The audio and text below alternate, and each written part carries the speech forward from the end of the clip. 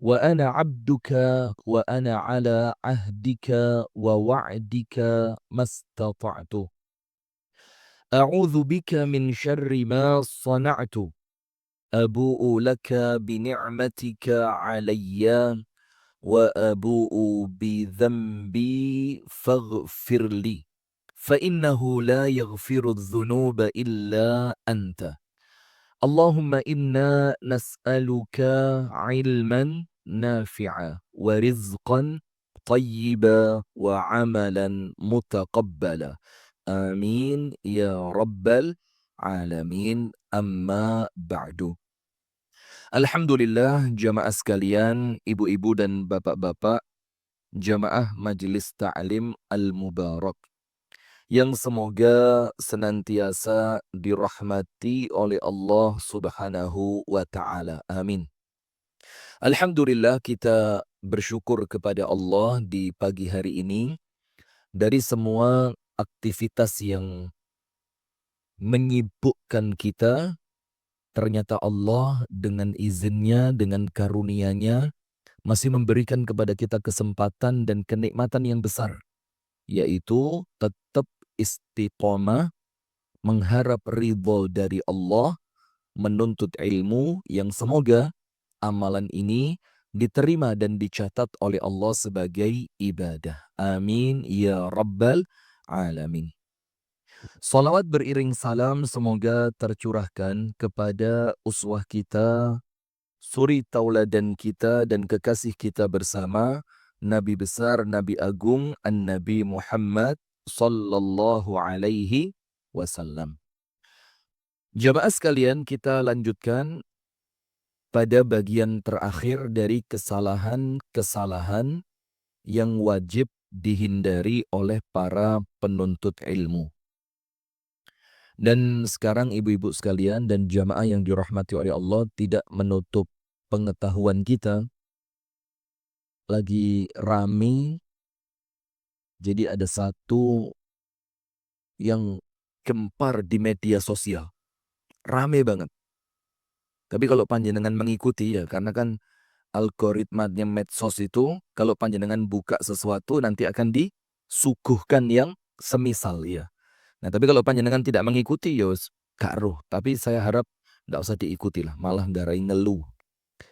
Jadi Ustadz Abduh Tuasikal yang punya situs rumaisok.com itu, yang beliau juga, Mas, laki-laki hari ini boleh dibawa Mas, tapi di sebelah selatan. Nah, daripada panjenengan di atas itu. Banyak temannya itu, tapi sudah sepuh-sepuh. Sudah, yang beliau juga punya pondok di Gunung Kidul. Kalau tidak salah nama pondoknya Darus Solihin atau apa gitu. Nah, Ustadz Abduh itu bikin kartu tanda anggota, atau kalau di Muhammadiyah namanya NBM, nomor baku Muhammadiyah.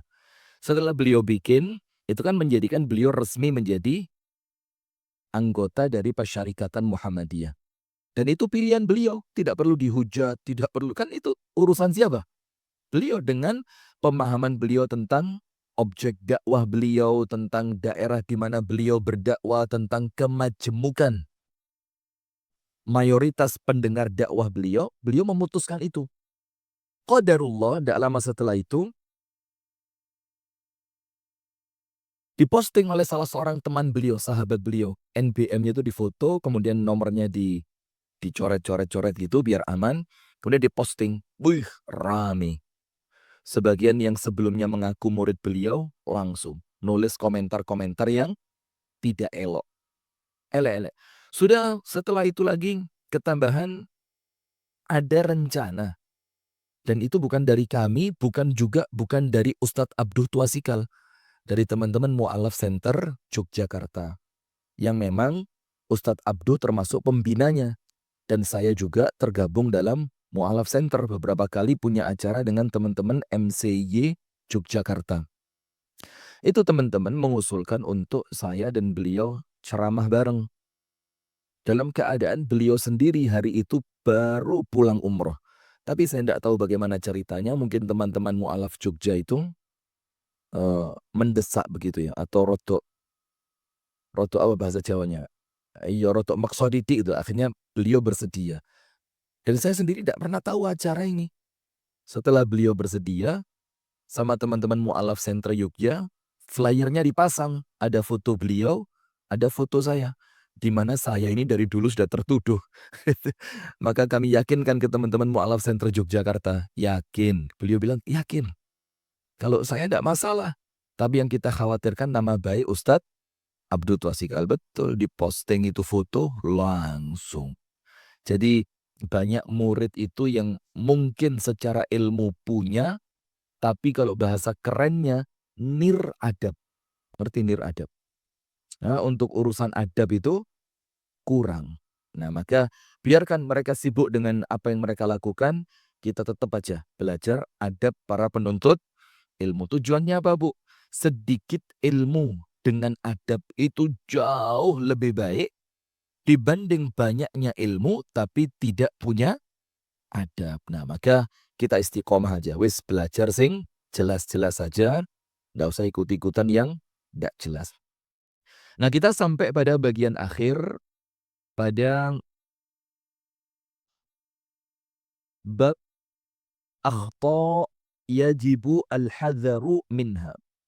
Kesalahan-kesalahan yang wajib dihindari atau yang penuntut ilmu itu wajib berhati-hati dari kesalahan tersebut.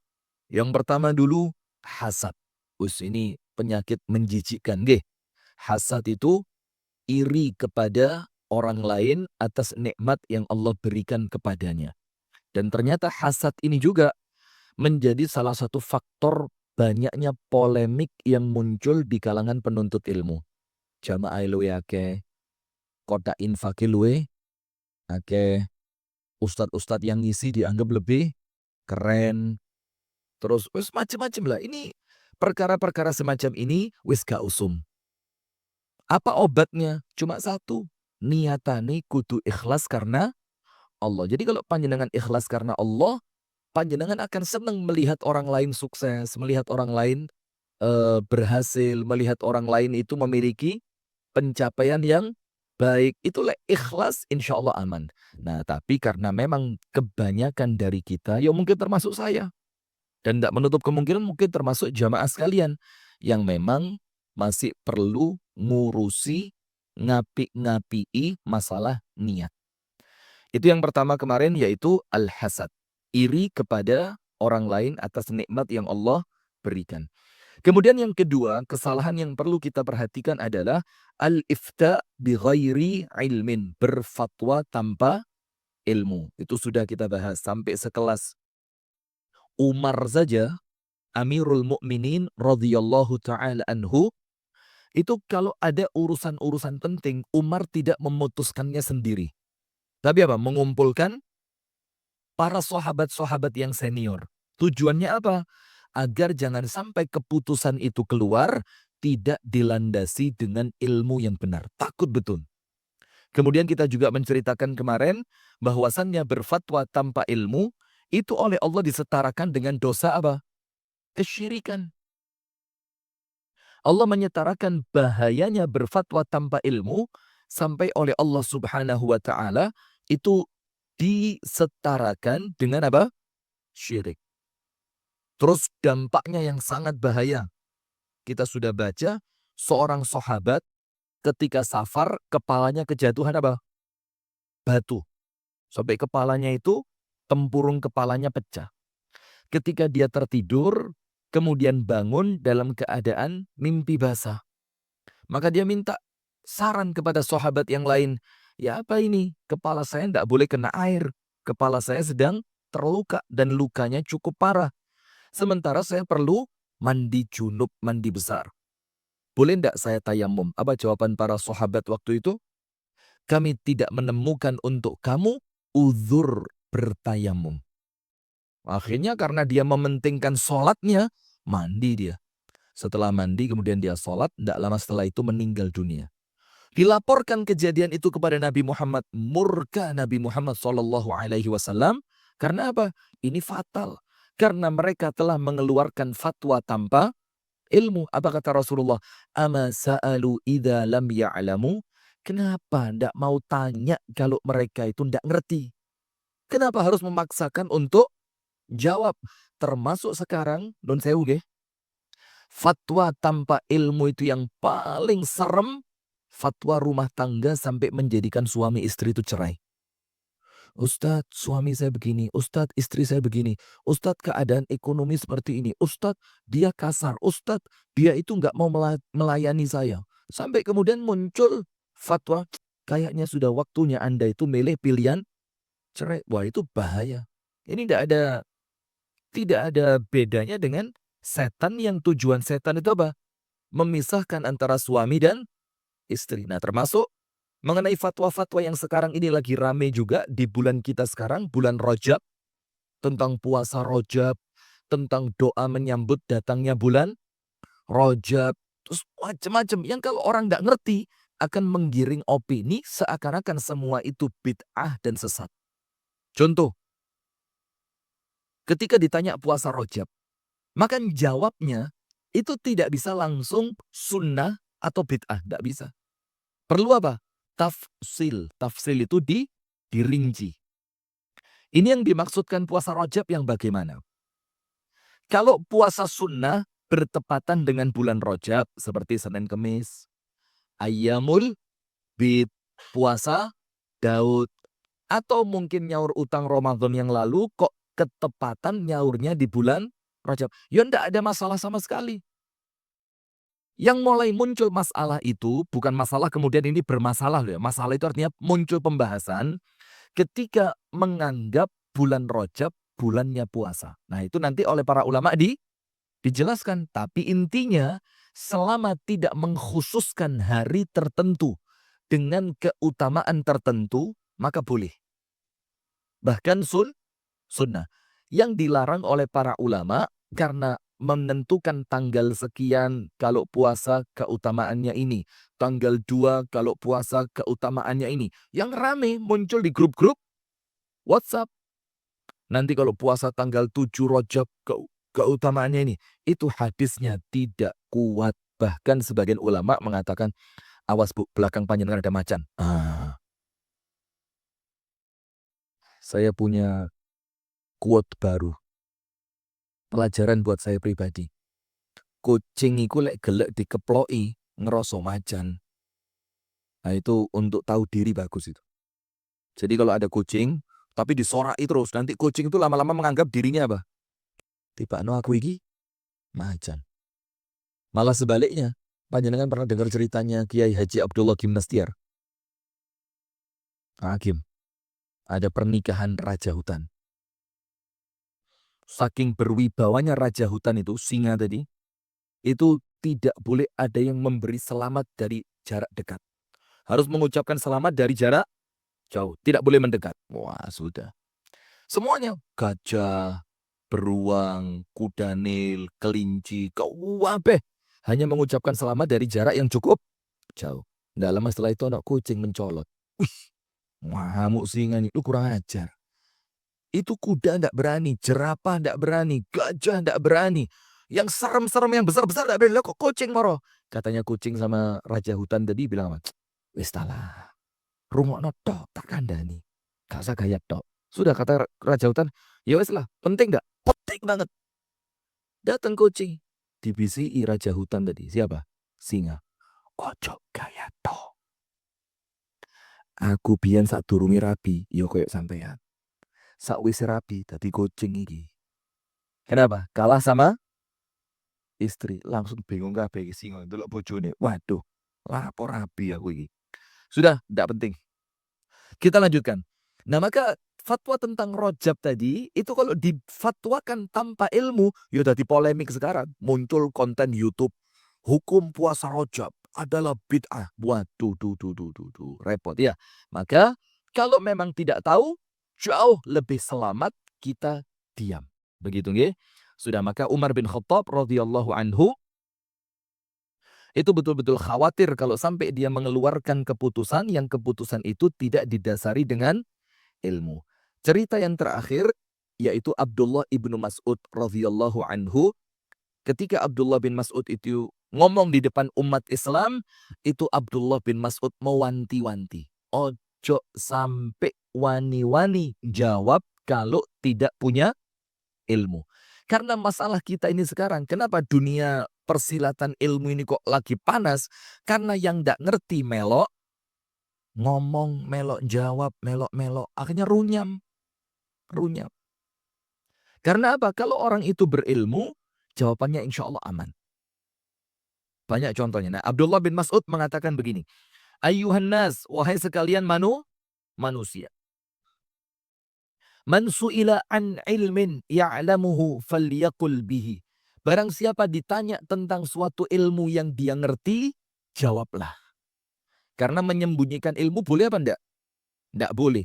Orang yang menyembunyikan ilmu, nanti di hari kiamat itu mulutnya dibrongsong.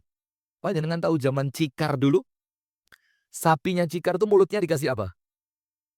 Ditutupi pakai kayak anyaman rotan gitu kan. Tujuannya apa? Supaya dia fokus berjalan, gak gayemin ketok suket kudu menggok, ketok suket kudu menggok. Nah nanti orang yang menyembunyikan ilmu, dia tahu ilmunya, dia tahu jawabannya, dia tahu penjelasannya, tapi diem.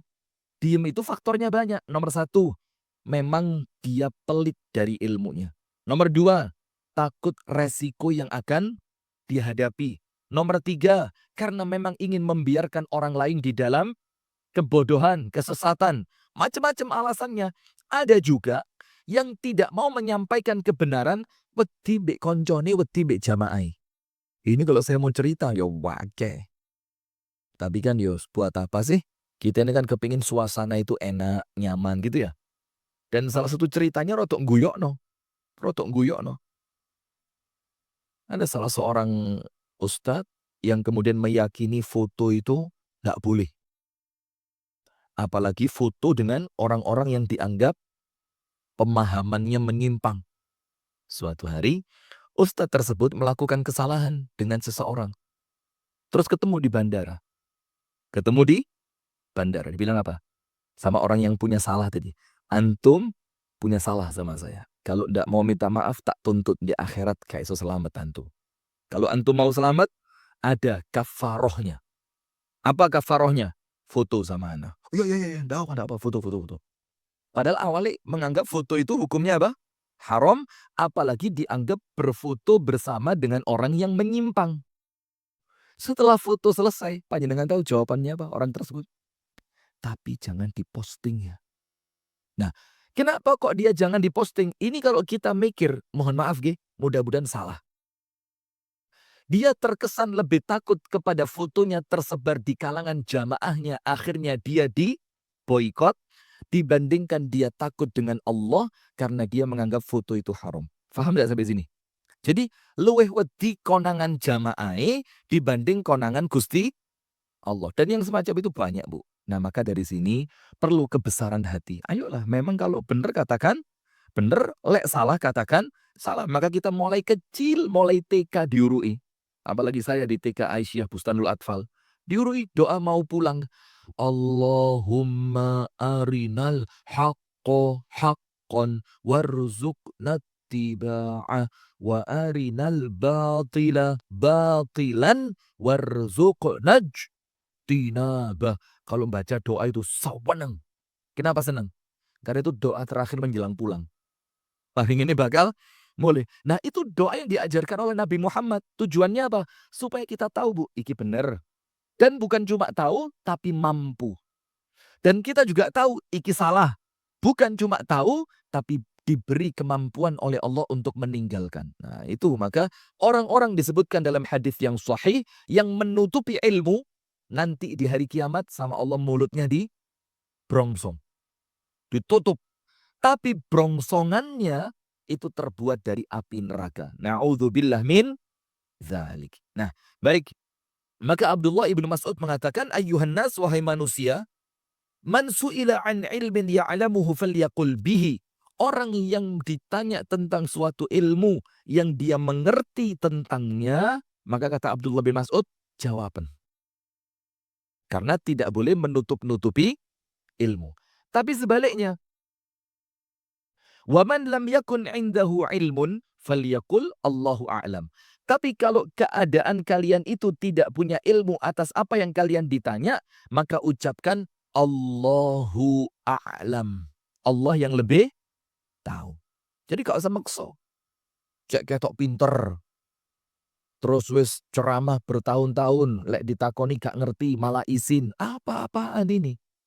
Ini ilmu yang menjelaskan tentang syariat Allah yang mulia. Lek sampai keliru, tanggung jawabnya kelak di hadapan Allah. Bahaya Bu Us. Karuan golek selamat.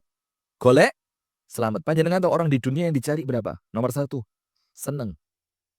Coba, siapa yang gak kepingin seneng? Ayo. Tapi kalau yang dicari cuma seneng, podo mbek arek cilik. Sing penting seneng. Gak ngerti, bal-balan udan-udan gak mikir mali ngono loro. Sing penting seneng. Bal-balan dolen sekesuk gak gelemangan, gak kepikiran bakal loro. Sing penting seneng. Nguber layangan di embong gede, rame, gak peduli ada kemungkinan bakal ketabrak, naudzubillah. Sing penting seneng entuk layangan. Nggih apa nggih? Itu nomor 1. Jadi kalau orang wis gede, sudah dewasa, lah kok sing diuber mek mung seneng, ya ndak ada bedanya dengan anak kecil. Naik lagi, di atasnya seneng apa? Bahagia. Bahagia itu ndak harus seneng Bu. Bahagia contohnya, saya ndak seneng keluar ke kafe, tapi istri saya seneng banget. Maka ya wis lah nyeneng wong. Karena kalau istri saya seneng, saya merasa bahagia. Nah maka bahagia itu apa? Mulai berkorban untuk orang lain. Orang tua kepada anaknya. Kerja, duit entek digaya anaknya. Jane yo gak seneng duit entek. Tapi karena ngelihat anaknya seneng, dia merasa bahagia. Jadi bahagia itu di atasnya senang. Nomor 3 apa? Tenang. Yang dicari apa? Tenang. Maka kita kenal semua Jenderal Polisi Bintang, Susno Duaji.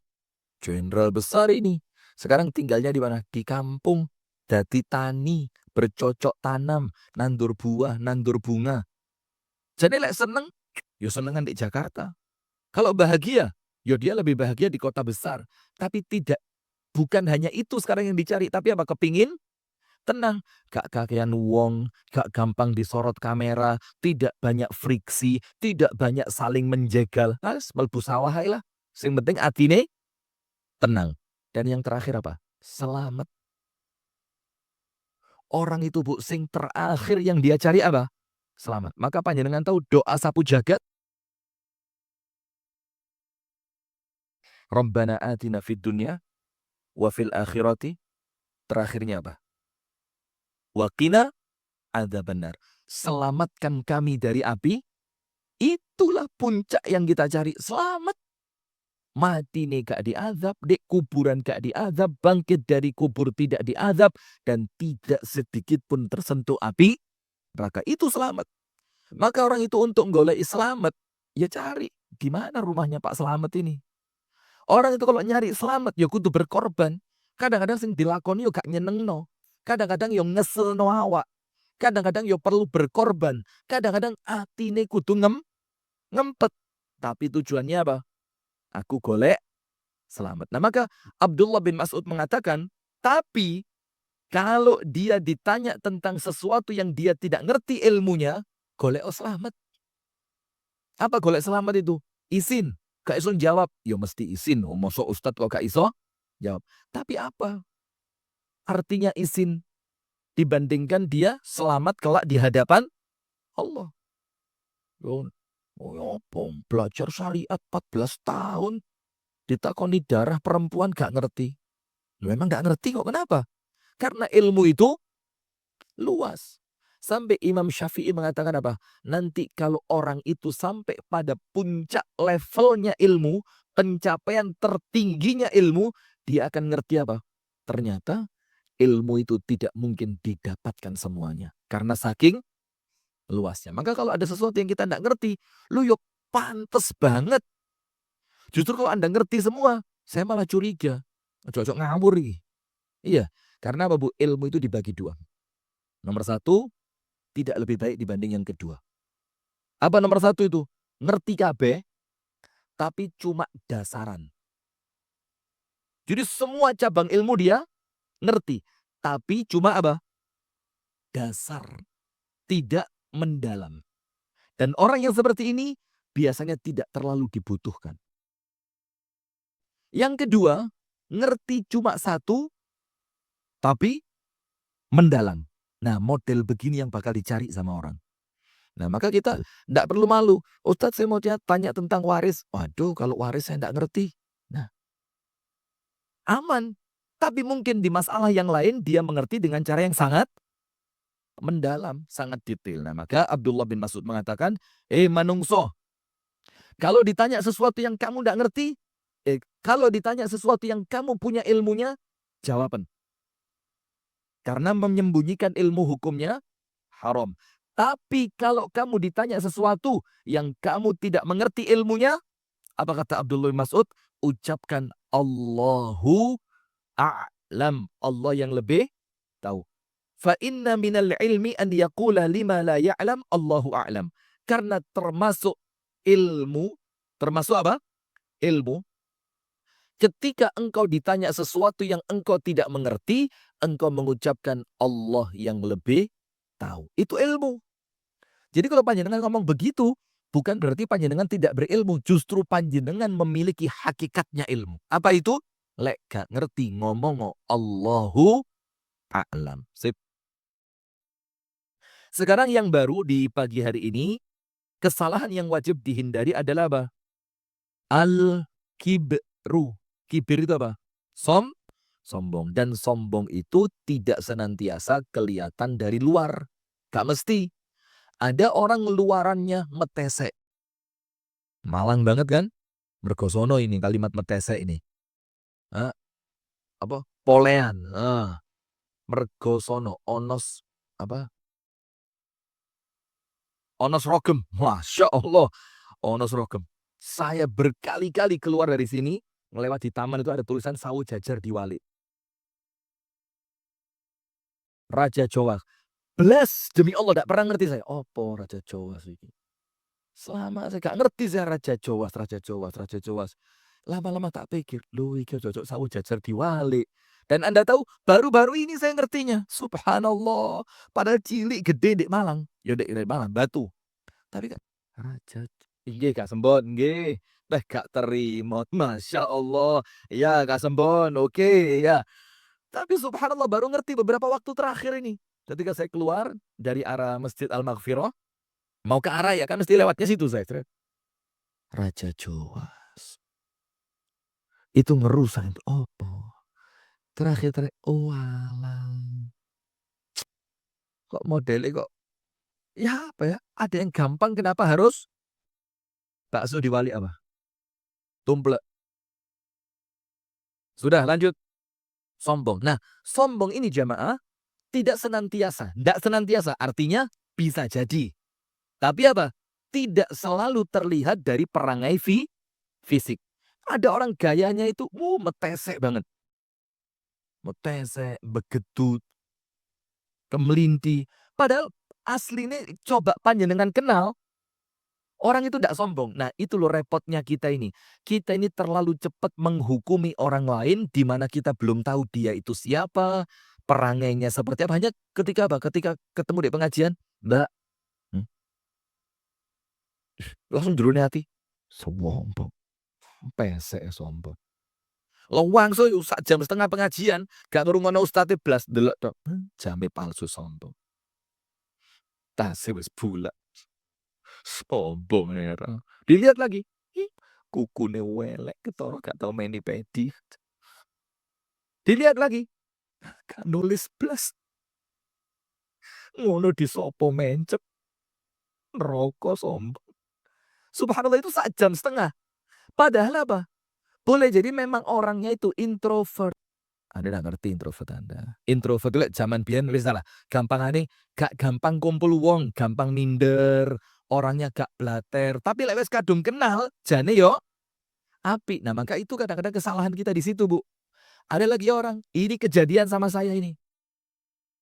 Tak sebut namanya enggak apa-apa. Kami punya teman, ya bukan teman, sudah sepuh seumuran abah saya. Umurnya 70, enggak saya lupa persisnya. Sepeda motoran, Bu. Deng deng deng deng deng. Tak sopo. Pak Haji. Jerone ati, sombong. Sombong. Sudah tak simpen dek jerone hati pirang-pirang waktu. Sampai suatu hari, beliau ini goncengan sama istrinya. Tak jeriti, Pak Haji.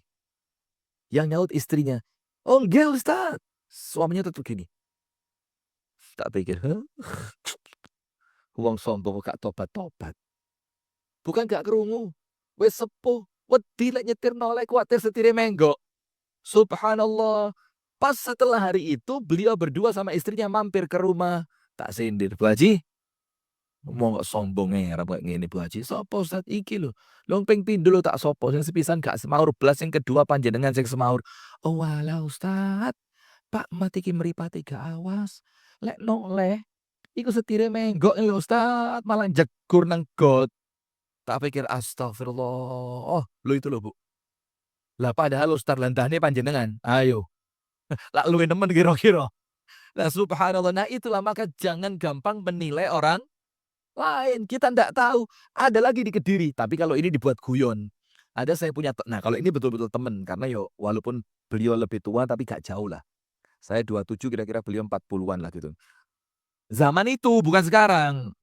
Nah beliau itu Bu kena sakit. Sakitnya itu kalau bahasa sekarang yang di MCA. Tukang pijet Pak Arif Semarang gitu loh. Itu namanya frozen shoulder. Jadi ototnya itu sudah mengeras. Jadi gak iso noleh. Kaku sak kayak ngono. Noleh yang gini. Nah itu digawe guyon dek Kediri. Namanya Muhammad. Muh iki lek di embok sombong. Muh tak celuk. Muh. Iku mek gak noleh ngene tok. Ngamuk deh. Awas kok yo. Harus karo gak iso noleh lho iki celuk di embok. Aduh kan mengko aku. Subhanallah. Nah, itu loh Bu. Tapi sudahlah, kita ini intine orang Arab bilang apa? Anas binnas. Menungso iku padha ae. Gak usah sok luwe apik, gak usah yo minderan, yo gak usah. Wes yang penting kumpul orang yang perlu dikumpuli, hindari orang yang memang gak perlu dikumpuli wes. Lek ketemu wong yo sing biasa saja, gak usah kedukuran, gak usah kendeen. Kalau nyugui orang yo sing pantes, gak usah memaksakan diri, gak usah wedi nanti mulai dadi bahan omongan, gak usah opo anani. Itu lebih enak. Maka salah satu kesalahan yang wajib dihindari. Nggih, salah satu perangai yang wajib dihindari oleh para penuntut ilmu adalah sombong. Maka penuntut ilmu harus mengeluarkan dari hatinya, bersihkan hati ini, jangan sampai muncul kesombongan. Maka jangan sampai salah menilai orang. Karena terkadang orang itu memang ketoke di awal apa sombong. Dan saya punya teman yang seperti itu juga ada. Memang gaya ngomongnya itu terkesan wah. Padahal aslinya enggak. Cuma untuk orang yang enggak kenal. Kuwaya dok ngomong. Kesampluk. Baling-balingi helikopter lah kapok. Entek lambe ucu-ucu ae. Nah, padahal kalau sudah kenal ternyata enggak. Maka hindari menilai orang sebelum kita mengenal. Wa minha al-kibru. Dan di antara kesalahan yang wajib dihindari adalah sombong. Waqad fassarahu Nabi sallallahu alaihi wasallam bi ajma'it tafsir wa abyanihi wa awdahihi. Dan Nabi Muhammad telah menjelaskan sombong itu dengan penjelasan yang paling detail, paling singkat, paling padat, paling jelas. Jadi Nabi Muhammad ketika menjelaskan sombong, itu penjelasan sombong yang tidak bisa dibantah. Yes, itulah sombong. Jadi sombong itu tidak senantiasa karena kelambine apik seperti saya sekarang.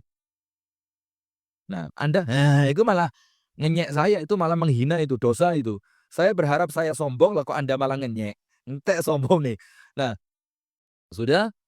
Bukan sekedar bajunya bagus, mobilnya bagus, rumahnya bagus, lek manten di gedung yang bagus. Tidak mesti sombong. Tidak mesti sombong. Nah, apa kata Rasulullah? Al-kibru, sombong itu adalah batoru al-haq wa ghamtu an-nas. Batorul haq wa ghamtun nas. Batorul haq, bator. Batoru itu artinya enggan dengan kebenaran. Dan masalahnya banyak. enggan menerima kebenaran itu karena apa? Karena yang menyampaikan bukan gurunya. Karena tersampaikan bukan di majelisnya. Karena yang ngomong orang yang punya masalah dengan dia. Walaupun yang disampaikan kebenaran tapi dia tidak mau menerima. Karena apa? Sombong. Contoh, Firaun. Fir'aun itu jelas sombongnya. Jelas apa? Sombongnya. Panjenengan buka dalam Quran. Di buku tidak ada ini.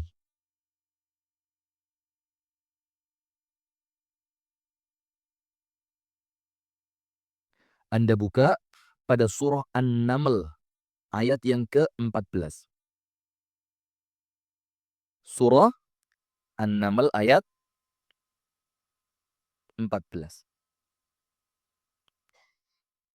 An-Naml ayat 14. Dan Anda baca mulai 13-nya juga bagus. Jadi 13 itu menjelaskan bahwa Fir'aun itu telah melihat bukti-bukti yang nyata yang dibawa oleh Nabi Musa yang menjelaskan tentang kebenaran risalahnya Nabi Musa. Tapi namanya Fir'aun kan? Dari awal wes sombong. Kemudian lihat ayat yang ke-14-nya. Wajahadu biha. Fir'aun menolaknya. Juhud. Juhud itu apa? Bukan juhud pakai hak, bukan hak. Wajahadu biha. Fir'aun enggan menerimanya. Dia menolaknya. Wastaiqanatha anfusuhum. Dalam keadaan hatinya apa? Mengakui. Nah, dan sekarang model begitu banyak, Bu. Saya sarankan kepada panjenengan mulai membuka YouTube yang ilmiah. Sekarang channel-channel ilmu di YouTube itu banyak. Salah satunya untuk second opinion. Supaya panjenengan itu punya pembanding di dalam berpikir. Supaya ilmu yang panjenengan dapat tidak melulu itu-itu saja.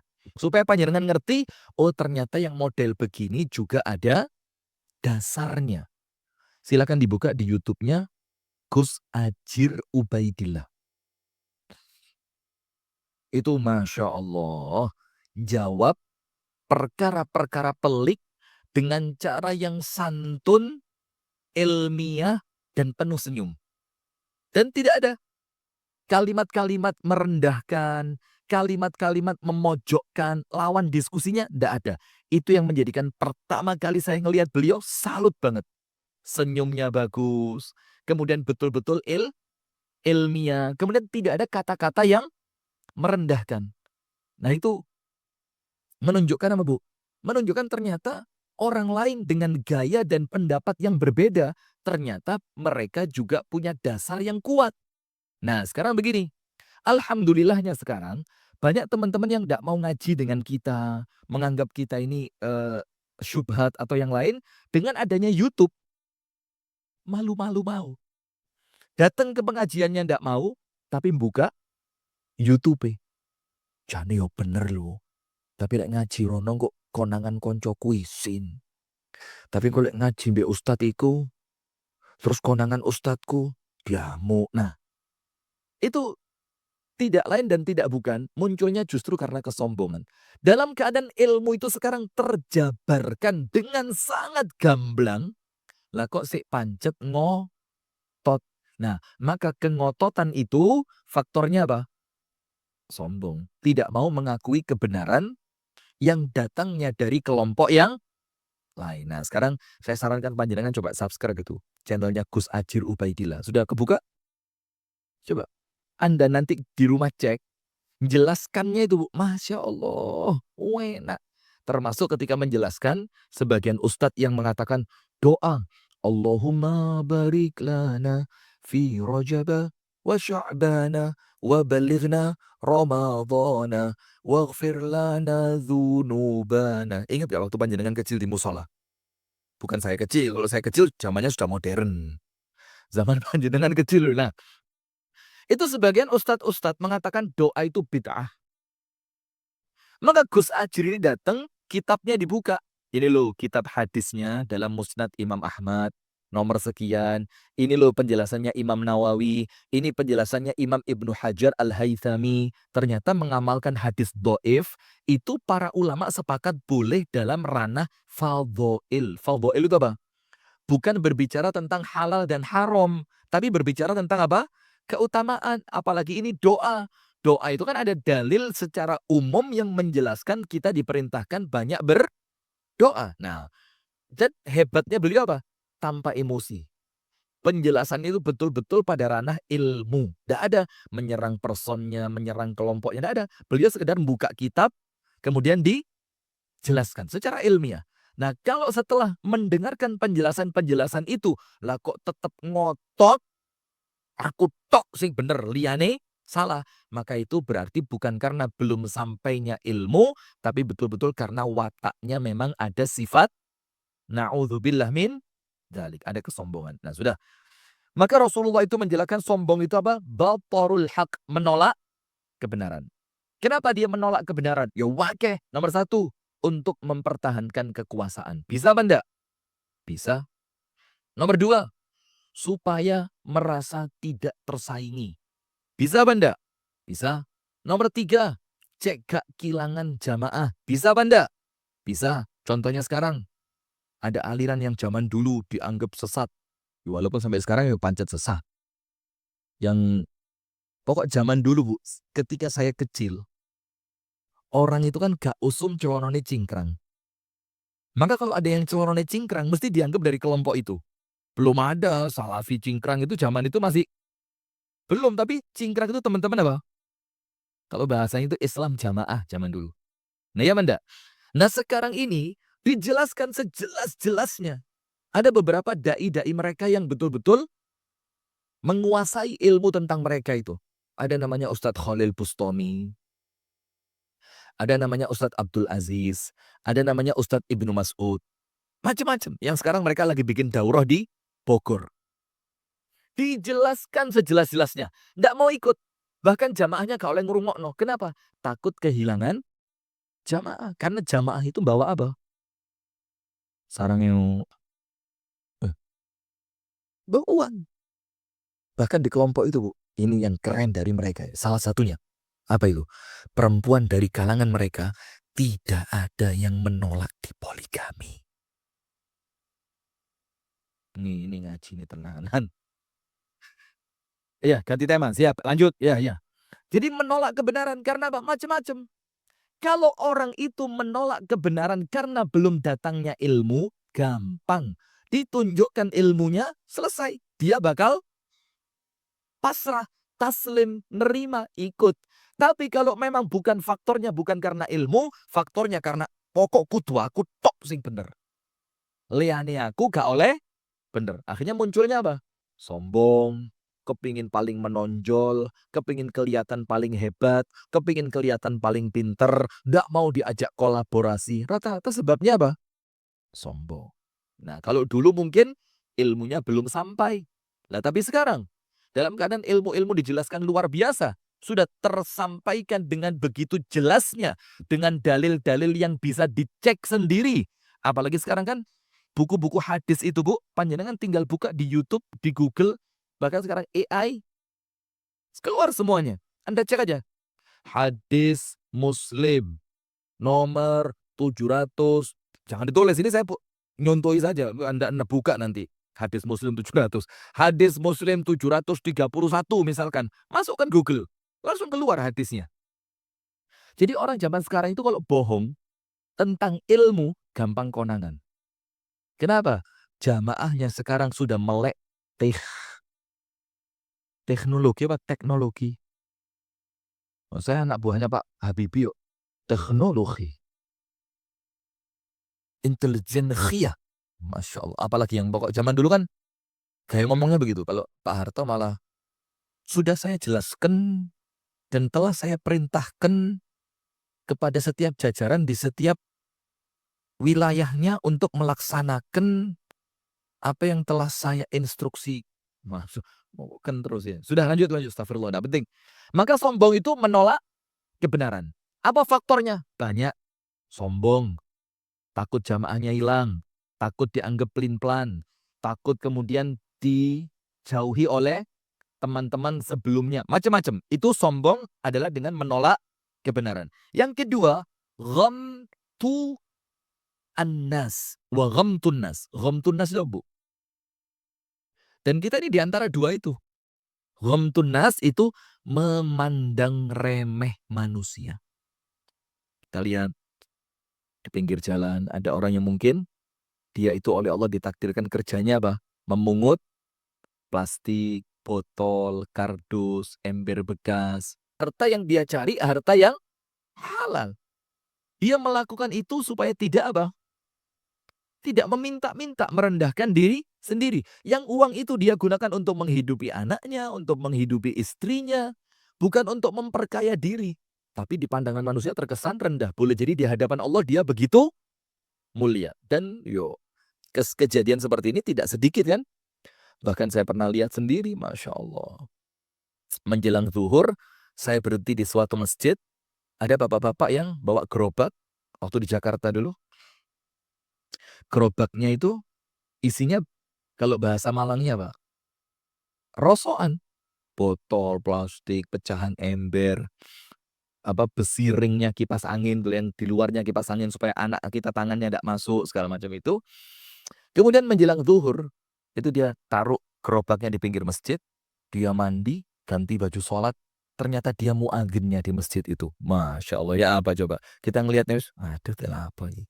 Ketika orang semacam itu masuk, mungkin kalau hatinya tidak ditoto dengan baik, hatinya tidak bersih, wis mulai sandalnya dipisah. Sing kanan taruh sana, kiri dilebokno sarung. Coba ayo, pengalaman apa enggak kalau ke masjid? Sandal situ kayak kono, situ diuncarno gendeng. Karena kalau sandalnya rapet, kalau orang ada niatan jelek, gampang juga ya. Wah, nyepak ini. Nah, maka kadang-kadang suudzon kita ngelihatnya ketika orang semacam itu masuk, waduh sandalku rek. Langsung disingit. No, nah hati-hati. Meremehkan manusia. Nah sekarang begini Bu masalahnya. Banyak orang yang mengikuti kebenaran, tapi pada akhirnya memandang remeh orang yang dianggapnya belum mengikuti kebenaran. Iya apa enggak? Akhirnya pekpo. Apa pekpo itu? Podoai. Dari segi kebenaran dia tidak menolak, tapi dari segi meremehkan orang, dia terjatuh dalam perkara itu. Kenapa? Karena melihat orang lain yang belum mengikuti kebenaran yang dia yakini. Akhirnya dipandang dengan pandangan remeh. Dan pernah kejadian juga di masjid kami di Kasembon. Jadi di masjid kami itu kan masjid pinggir jalan. Lah namanya masjid pinggir jalan, Bu. Bagaimana? Kan banyak orang-orang yang musafir ikut sholat. Itu Masya Allah. Saya pulang dari Jakarta, dapat laporan dari salah satu teman yang aktif di masjid. Ustadz, masjid kita sekarang Ustadz, serem. Teman-teman itu meripati Ustadz, kalau ngelihat tamu yang datang, terus perangainya itu gelagat, luarnya tidak seperti kita. Itu lek nguasne Ustadz. Ini.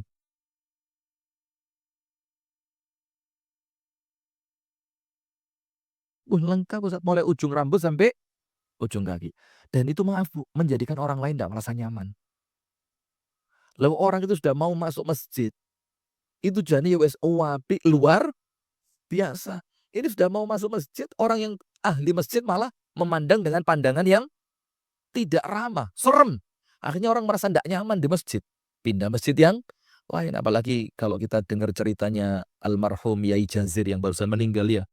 Itu kan bisa dibilang beliau itu pelopornya bagaimana masjid itu betul-betul memberdayakan. Bahkan saya pernah ada satu kejadian ketika saya safar ke salah satu daerah di Jawa Tengah, ada masjid yang mau dibangun. Padahal masjid itu ramenya cuma 2, Jumatan dan Ahad pagi pengajian itu loh. Itu tok, sholat 5 waktunya, sepi. Ini masjid yang bangun di zaman Pak Harto dulu, Yayasan Amal Bakti Muslim Pancasila. Ingat tak zaman Pak Harto bikin masjid yang bentuknya se-Indonesia podo kabeh, iya enggak? Jendelanya, mihrabnya, susunan atapnya, ya enggak? Kan masjid itu enggak pakai kubah kan, tapi dibikin seperti masjid di Kudus. Nah, sudah karena merasa itu masjid sudah tua, maka panitia itu ngomong ke saya, Ustadz kita bikin pengajian akbar untuk penggalangan dana, kita butuh duit sekitar 2, sekian M, percisnya lupa saya. Untuk apa, Pak? Ya kita mau bongkar ini masjid. Nanti kita mau bikin masjid yang baru, yang bagus, 2 lantai. Nanti kita kasih menara segala macam, subhanallah. Setelah selesai, tidak saya iakan dan tidak saya tolak. Salah satu anak muda setelah pengajian selesai ngajak saya keluar. Ustadz yuk ngopi bareng yuk, ayo. Sudah, dia cerita, Ustadz, enggak boleh, apa ini masjid itu sepi Ustadz. Masjid ini enggak ada kegiatannya. Lu mosok lebih penting bangun masjid yang sepi dibanding bikin acara supaya masjidnya rame. Supaya masjidnya itu meriah. Akhirnya saya bilang, aku gak wani lah, aku gak kenal ya Mbak Takmiri. Tapi saya punya solusi, saya bilang.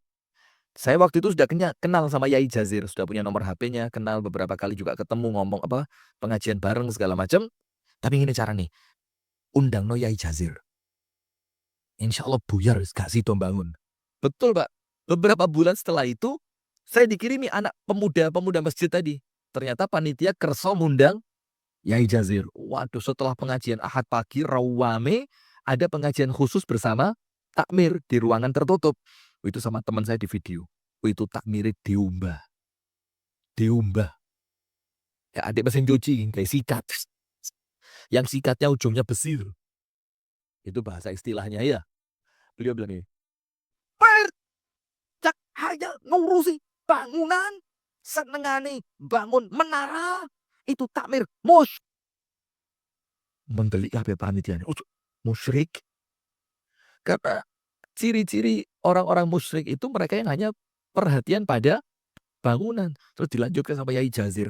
Orang itu masjid itu menaranya 30 meter, wapi tonggone keluwen, robohkan itu menara. Kalau ada masjid sound sistemnya mahal. Lah kok tonggone kate berobat gak duwe-duwe, dolan sound system itu. Kayak tonggo cek berobat. Maka ada cerita Yai Jazir, Allah yarhamu, semoga Allah terima amalan beliau. Amin ya rabbal alamin. Itu dilapori sama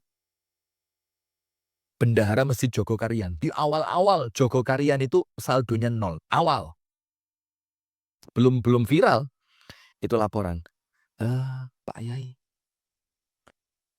ada tetangga. Oh enggak, begini. Astagfirullah, saya kebalik. Ceritanya begini. Ada orang sakit, mau keluar rumah sakit enggak bisa karena pembayaran belum tuh selesai. Ditanya sama Yai Jazir. Berapa? 43 juta. Berapa? 43. Sudah, Pak Yai Jazir panggil bendaharanya Jogokarian. Duit masjid berapa? 48 Pak Yai. Oh, ini mau pinjem duit buat berobat. Kata Yai Jazir, jangan dipinjamkan. Kasihkan saja. Buat apa masjid punya uang? Kalau jamaahnya berobat aja nggak punya, kasihkan. Loh Pak Yai, nanti saldo sisa 5 juta. Loh, nggak usah disisakan. Kayak norabe, 5 jutanya berikan sekalian. Buat apa Pak Yai? Loh siapa tahu dia kan perlu uang untuk pulang ambulan, rawat jalan. Kasihkan sekalian. Loh saldonya 0. Nggak apa-apa. Daripada jamaah masjid nggak bisa pulang dari rumah sakit. Di hari yang sama, saldo 0 itu. Ada 2 orang muhsinin yang nyetor situ uang 50 juta, situ 50 juta mana. Dari 48 jadi 100. Nah, konsep-konsep seperti ini yang kita perlu paham. Nah, maka subhanallah Bu, jangan sampai kita ini meremehkan manusia hanya gara-gara mereka tidak punya uang. Nah, sudah, maka sombong itu adalah sifat yang harus dihindari oleh para penuntut ilmu. Sekarang lihat. Batorul haq huwa, menolak kebenaran itu apa? Yang ini termasuk kesombongan yang penuntut ilmu tidak boleh punya sifat ini. Jadi hati-hati Bu ya, karena sombong itu kadang-kadang muncul hilang. Ya, lepas api gak sombong. Tapi lepas ya opong ketemu wong sing rodok metesek ngono, sing gelange sak sikut. Kadang-kadang jiwa sombong itu langsung meronta-ronta. Halah, nek ngono to. Aku lek gelem gawe ya Pajero barang tak gawe. Masuk Pajero tak gawe gelang. Iku gelangmu sak mono lek tak dolno Pajero ku ya ketuku sak wong-wonge. Masyaallah. Nah, memang kadang-kadang naik dan turun seperti keimanan. Iman itu kan kadang-kadang naik, kadang-kadang turun. Nah, maka kudu dipenak terus. Ketika sudah mulai muncul sombongnya ngelihat orang lain jilbabe gak spiro api atau jilbabe apik tapi awake kok gak enak ngomong elek gak enak. Yes, jilbabe apik, lambene apik tapi awake yes gak apik. Sudah. Itu maka ketika sudah mulai muncul, nah itu langsung ya Allah, astagfirullah, a'udzubillahi minasy syaitonir rajim. Eman. Karena sombong itu dosa yang paling dibenci sama Allah. Itu iblis pertama kali melakukan dosa yang dengan dosa itu dia turun dari surga. Karena apa? Sombong. Iya kan? Disuruh sujud sama Adam, enggak mau karena merasa dirinya lebih baik. Loh, sekarang iblis loh, Bu, wis ndek surga, iso metu gara-gara sombong. Loh, kita yang di dunia kepingin mlebu surga tapi katanya setannya apa? Gak kenal be aku sampean Mas. Loh aku kok sampean metu Mas wis di surga metu. Loh kok sampean sing ndek kene kepingin mlebu malah sombong. Ayo kenalan sih Mas. Sik kenalan panjenengan nanti dituntun sama iblis. Ayo tak kancani wis. Tapi gak surga loh Mas. Endi? Sebelah titik. Apa? Neraka. Nggak bisa, Mas. Eman. Dijogo hati nih. Saya panjenengan sama. Gak usah sombong. Mau pinter, mau kaya, mau istiqomah, mau ahli ibadah, mau Anda itu orang yang jabatannya tinggi. Nggak usah sombong. Karena seketika Allah bisa mencabutnya tanpa konfirmasi. Menolak kebenaran adalah raddu al-haq. Tahu adanya kebenaran, tapi ditolak. Wa ghamtun nas, dan meremehkan manusia itu apa? Ihtiqaruhum, memandang remeh dan rendah orang lain. Jadi menolak kebenaran itu apa? Sudah tahu ada kebenaran tapi dia enggan menerima. Meremehkan manusia itu apa? Dia memandang remeh dan merendahkan orang lain. Wa minal kibriyai, wa min al-kibriyai, wa minal kibriyai, dan termasuk kesombongan, wa minal kibriyai, termasuk kesombongan, radduka ala muallimika, yaitu engkau menolak gurumu, wa tatawulu alaihi, dan engkau bersifat apa? Tatawul itu kurang ajar di hadapannya. Wa su'il adabi ma'ahu, dan engkau beradab yang buruk terhadapnya. Itu termasuk sombong. Karena apa? Begini. Loh, ini bagian sombong yang mana? Ndak sopan sama guru, kurang ajar di hadapan guru, tidak beradab yang baik kepada guru. Ini termasuk sombong yang mana? Menolak kebenaran atau meremehkan manusia? Dua-duanya. Sekarang pertanyaannya begini, Bu. Kita ini sebagai murid, kita tahu kebenaran dari siapa? Guru. Nah, berarti kalau kita ngerti, kita ini tahu kebenaran dari guru, kebenarannya ndak kita tolak. Tapi gurunya yang kita remehkan, itu karo-karune kena. Menolak kebenaran juga kena. Karena apa?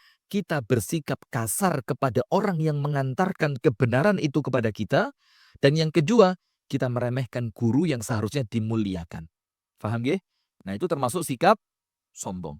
Wattatawul yakunu bil lisan wa yakunu bil af'al. Boleh jadi kurang ajar sama guru itu, yang itu termasuk kesombongan. Saya ulang. Kurang ajar kepada guru yang itu termasuk kesombongan, itu bisa dari dua sisi. Bisa dari lisan atau perbuatan. Nah, kalau dari lisan sekarang yuk terwakili dengan apa? Komen. Antum buka lah, Bu. Postingannya Ustadz Abduh Tuasikal yang ketika beliau posting NBM KTA Muhammadiyah beliau. Bu, itu komennya, Bu, ngeri-ngeri. Sampai saya mikir, kok ono ya wong berilmu komennya kayak gini. Mengaku muridnya Ustadz Abdu, setelah Ustadz Abdu Tuasikal itu posting ternyata beliau adalah warga Muhammadiyah, langsung yang dulunya ngaku sebagai muridnya menyesal. Oh, ternyata beliau membuka jati dirinya. Oh, berarti selama ini beliau bukan seorang salafi. Waduh, saya sampai mikir, mosok sih orang berilmu seperti ini? Itu meremehkan siapa? Gurunya. Bisa jadi dengan lisan. Sekarang lisan tergantikan dengan tulisan di kolom komentar. Dan bisa jadi dengan perbuatan. Apa dengan perbuatan itu? Di depan gurunya, dia rame dewe. Gurunya lewat, pura-pura gak kelihatan. Atau gurunya memerintahkan sesuatu, dia enggan untuk melakukannya. Semacam-macam. Bisa jadi dengan lisan atau dengan perbuatan. Wa aiwan istinkafuka amman yufiduka mimman huwa dunaka kibriya. Bisa jadi termasuk sombong itu apa? Istinkaf. Istinkaf itu Sebentar saya baca di sini biar enggak salah.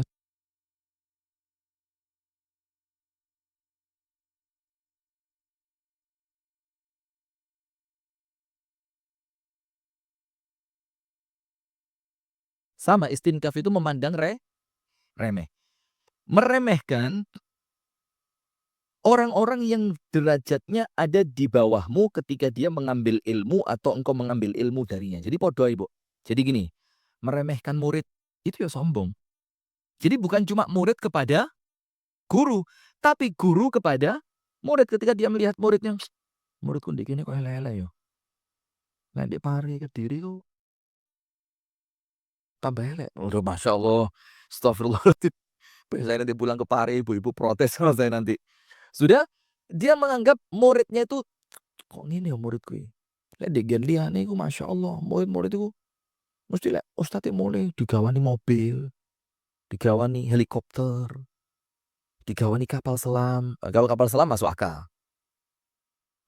Pempek, iya. Ah, ndek kene kok ketoke madesu-madesu apa iki, Masya Allah. Nah, itu sama, itu juga sombong. Karena apa? Keadaan guru yang kemudian menganggap remeh muridnya. Termasuk, panjenengan dengerin ini. Ini jangan sampai terjadi. Dan kalau pernah kejadian dari saya, mohon dimaafkan. Begini Bu, majelis taklim yang mungkin dia anggap remeh. Akhirnya ketika datang, tekone sak karepe dhewe. Yo telat, yo teko moro-moro ngajari gak semangat, itu meremehkan murid. Itu termasuk sombong. Atau ketika diundang pengajian, ternyata yang ngundang pengajian, loh, lah kok musolane cilik. Terus dia ngisinya asal-asalan. Itu sombong. Termasuk apa? Ya sebenarnya mohon maaf ya. Termasuk sombong itu ngajar tanpa persiapan. Itu sombong. Karena alas paling aku kok salah-salah yang mereka juga ngerti. Ya apa enggak? Meremehkan apa enggak? Meremehkan. Maka enggak boleh seperti itu. Ngajar dimanapun, di tempat seperti apapun, dengan keadaan murid bagaimanapun, kudu tetap persiapan, serius, semangat. Karena kalau enggak pakai persiapan, enggak serius, enggak semangat, bahkan datangnya sok-sokan kepingin seperti orang yang ditunggu. Dan sekarang muncul Bu. Maka saya sekarang itu terus terang Bu, menghindari ngaji duet itu menghindari. Lek gak penting banget, ndak ada tujuan yang besar banget, saya hindari. Kenapa? Karena biasanya akan sok-sokan. Sing ketoke luwih keren ku tekone pura-pura telat. Jadi lek gak telat ya iso. Tapi lek tekone tepat waktu, itu dianggap koyo aku kok koyo butuh banget be ibu-ibu itu. Akhirnya pengisi yang lain sudah ngisi, terus dia tiba-tiba apa? Telat. Dan insya Allah kalau saya mudah-mudahan enggak. Kalaupun saya ngisi bareng terus telat, itu memang betul-betul karena memang waktu. Karena pernah saya di sini ngisi sama Ustadz Abdullah Haldromi di sini pernah. Sama Ustadz Zuhri juga pernah. Dan dua-duanya saya telat. Dan itu bukan sok-sokan kepingin cek ketok sing dinteni. Oh kalau ini alhamdulillah Ustadz Rifki sudah tidak ada. Tapi karena waktu itu kalau Ustadz Abdullah Haldromi kalau nggak salah penyelenggaranya Bu Zahro ya. Memang saya ahad paginya di Pari. Saya bilang sama Bu Zahro, saya ahad paginya di Pari. Nah tapi karena beliau semangat banget maksonya. Ya kalah juga ya. Tapi seharusnya saya tidak bisa tepat waktu. Oke, tidak apa. Kalau sama Ustadz Zuhri, saya barusan pulang dari Lamongan. Ingat betul saya, ingat betul. Kalau bersama Ustadz Zuhri itu penyelenggaranya ngaji hati, kalau saya tidak salah. Terus sama Ustadzah juga yang dari Malaysia. Iya, ada yang dari Malaysia waktu itu. Nah, Ustadzah Puan ya. Kalau itu saya tidak telat. Memang jadwal saya setelah beliau. Nah, tapi jangan sampai kepingin sok-sokan telat hanya untuk terkesan aku luwih apik dibanding teko disian. Dan itu sekarang ada. Model-model ini kok ono, Bu. Kalau ustadz yang ditunggu gak oleh teko disian, kudu rada astagfirullah, opo-opo wae. Mau cari apa? Mau dianggap seperti apa? Padahal justru orang itu akan lebih terhormat kalau dia datangnya tepat. Itu lebih terhormat. Lo ki telat kok merasa terhormat. Kok nih telat? Keliru. Nah, sudah, lanjut. Nah, maka termasuk apa? Menganggap remeh orang yang belajar kepadamu. Wa hadza yaqa'u li ba'dhi at-talabah idza akhbarahu ahadun bi syai'in wa huwa dunahu fil ilmi istankaf wa lam yaqbal. Dan ini terjadi kalau dia merasa ustadz besar, ustadz kawak, ya kawakan gitu ya. Ustadz yang sudah kesohor, ustadz yang sudah hidup di dunia dakwah selama sekian abad. Wah, umurmu piro? Ya kalau Nabi Nuh percaya kita ya. Nabi Nuh dakwahnya berapa, Bu? 9,5 abad.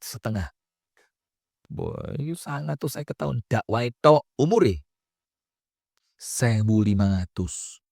Wih, ada seorang perempuan di zaman Bani Israel diingatkan sama Nabi Musa karena perempuan itu nangis gerung-gerung anaknya meninggal. Kata Nabi Musa, Bu, yang sabar.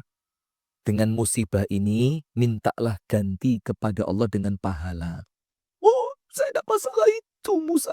Masalah saya ini anak meninggal, masih kecil. Belum sempat ngerasa no, nikmatin dunia. Masih kecil. Nabi Musa tanya, masih kecil? Iya, berapa sih umurnya? Baru 500 tahun.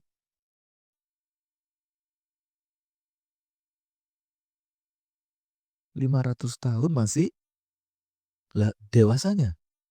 1000. Mati nih. 1500. Lah panjenengan berapa? Panjenengan swidak semengkis-mengkis kok. Jangankan panjenengan swidak mengkis-mengkis loh, saya petang poloi loh. Tadi malam futsal. Nyeneng noponaan. Kono umurnya 14, 17, mentok umur 18. Kini selikur, ya tetap kalah.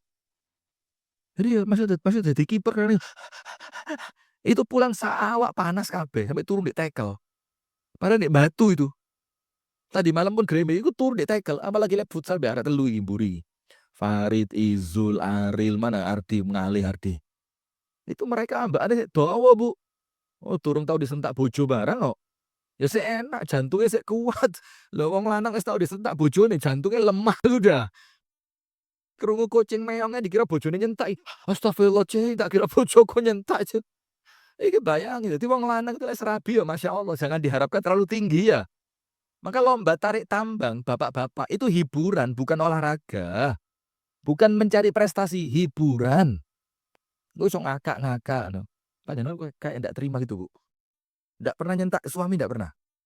Lu yuk kurang berwarna hidup panjenengan. Cobaan sekali. Lah enak nanti. No.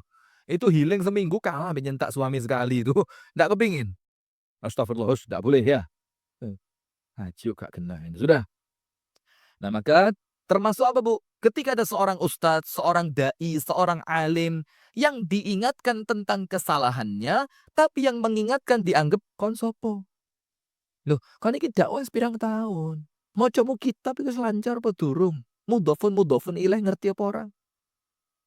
Jar majrur ngerti.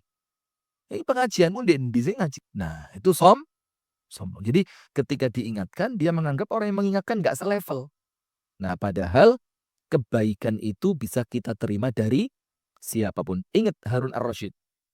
Ada cerita Harun ar-Rasyid diilingno wong gendeng. Diilingno siapa? Wong gendeng. Maka ketika Harun ar-Rasyid itu ditanya,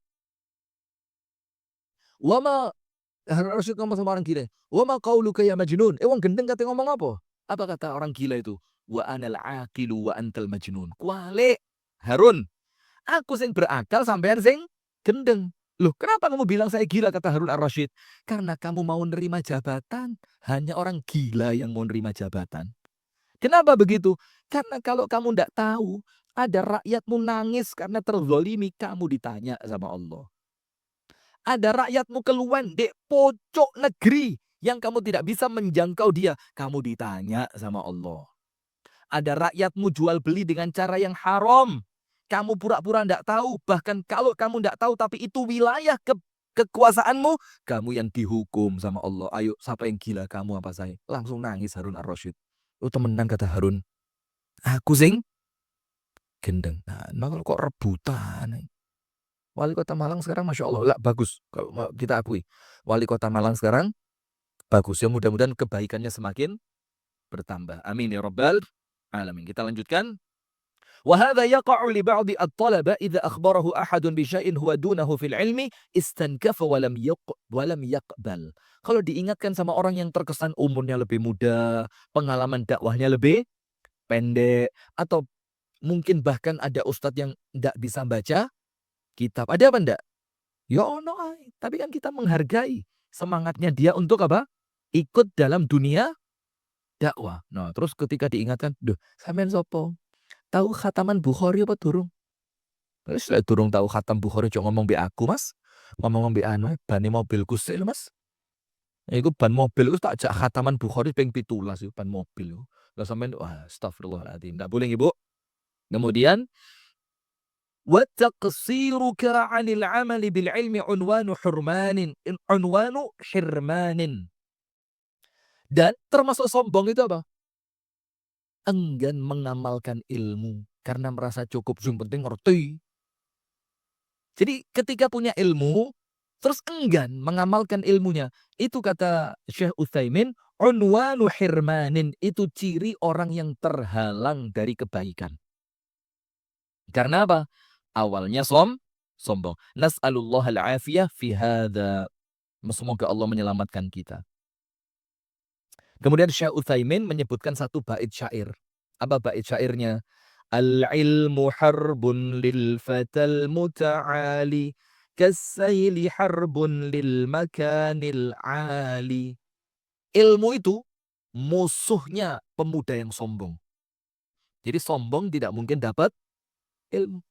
Sebagaimana air itu senantiasa menjadi musuh untuk tempat yang tinggi. Ngerti tidak maksudnya? Air itu akan menjauhi tempat yang apa? Tinggi, menuju tempat yang rendah. Seperti itulah ilmu. Kalau kita ini merasa rendah di hadapan ilmu, diparani sama ilmu. Tapi kalau kita merasa tinggi, ilmu itu menjauh dari kita. Wes salah. Termasuk lungguh deprok itu, Bu, itu alamat tawadhu. Masih rotok keringgingan ya, Bu.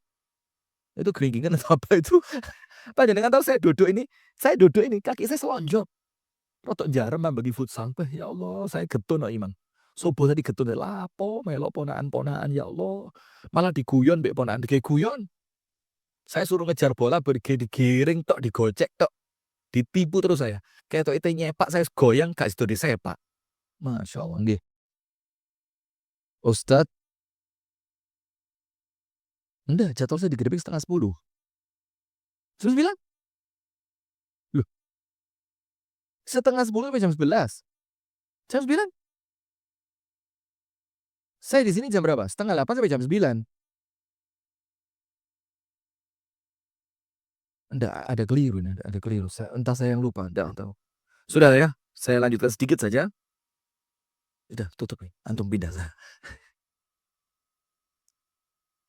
Maka kalau ada orang sombong, Bu, itu ilmu akan menjauh dari dia. Karena ilmu tidak akan mau didekati oleh orang yang sombong. Baik Ibu-ibu sekalian, dan jamaah yang dirahmati oleh Allah, itu yang dapat kita sampaikan di pagi hari ini. Berarti salah satu yang harus dijauhi oleh para penuntut ilmu sifat sombong. Ojo sampai dadi wong sombong. Barakallahu fikum. Semoga ada manfaatnya.